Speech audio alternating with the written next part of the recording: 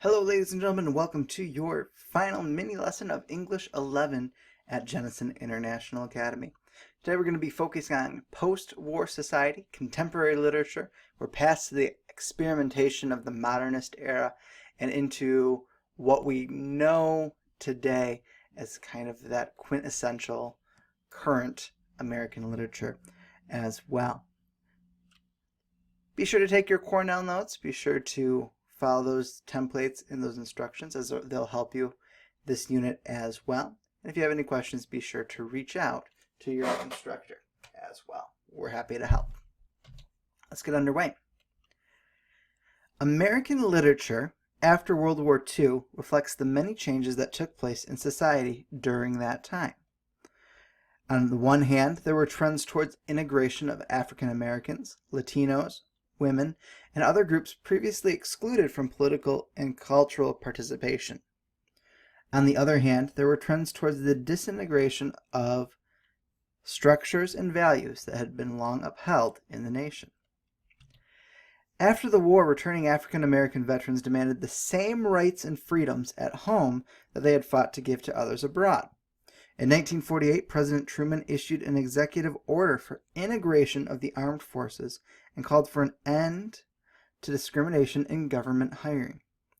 Other civil rights advances followed, and in 1954, the Supreme Court's Brown v. Board of Education ruling struck down school segregation as unconstitutional. Martin Luther King Jr. emerged as a civil rights leader during the 1955 Montgomery, Alabama bus boycott, which ended segregation on city buses. In his 1963 letter from Birmingham jail, he passionately defends the civil rights movement against critics who thought it was demanding too much too soon. The civil rights movement inspired other movements for justice: Mexican American farm workers and students, Native Americans, Asian Americans, feminists, the disabled, and many other Americans demanded basic rights and protested unfair laws, policies, and attitudes. Writers of literature called for inclusion and began to examine and celebrate their own particular cultural identities, as in Gary Soto's poem, Mexicans Begin Jogging, and Pat Moore's poem, Legal Alien. As those barred from the mainstream demanded to join it, many within the mainstream wondered whether it was such a good place to be. American society in the 1950s was prosperous, consumerist, and conformist. Men striving to obtain the good life for their families were sometimes forced to suppress their individuality and desires as they worked for impersonal corporations. Workers such as E.L. Doctorow's The Writer in the Family, set in 1955, and Lanford Wilson's Wandering questioned the costs of such sacrifice. In the 1960s, an influential youth counterculture arose with the tenet, "Do your own thing." But as society became more permissive, the family as an institution seemed to weaken. Parents lost authority over children, and the divorce rate skyrocketed. Ann Taylor's Teenage Wasteland and John Updike's Separating are two stories that explore the breakup of a family.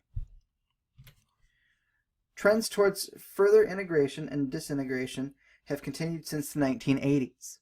Violence, particularly youth violence, is an issue that tears at the heart of American society.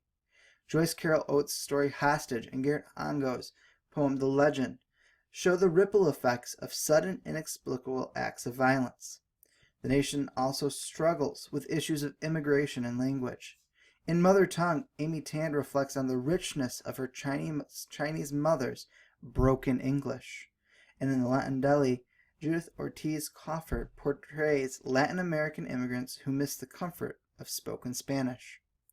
The last selection, Straws into Gold, is an inspiring essay by Sandra Cisneros, who wrote A House on Mango Street. It's an inspiring essay, and in it she tells of how being different from the norm helped her achieve a rewarding career as a writer, teacher, and lecturer. In many ways, her success exemplifies the dramatic social change and the other social changes in America during the last half of the 20th century. Be sure to write down your Cornell notes and be sure to submit those. If you have any questions, please be sure to reach out as well. This unit, we're going to be reading a nonfiction piece called Into the Wild, in which the subject goes on a journey trying to find himself as well, no matter what the cost. And we'll be talking about what you would be willing to give up for that freedom to be yourself too. Thank you very much, ladies and gentlemen. Be sure to reach out with any questions, and have a good day.